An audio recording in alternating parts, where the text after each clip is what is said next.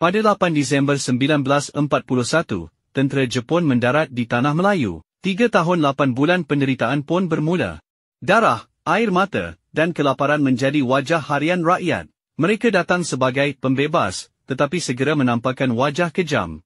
Ribuan masyarakat Cina dibunuh, ramai lelaki ditangkap tanpa sebab, wanita dan anak kecil turut menjadi korban.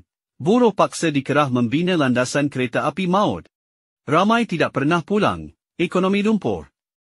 Duit pisang Jepun menjadi kertas tanpa nilai. Pasar kosong, rakyat kelaparan, hidup hanya bergantung pada daun dan kulit kayu.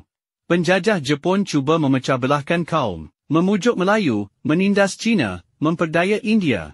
Namun penderitaan itu menyatukan semua. Mereka sedar bahawa hanya perpaduan dapat menentang penjajahan. Bahasa Jepun diwajibkan, sekolah disekat.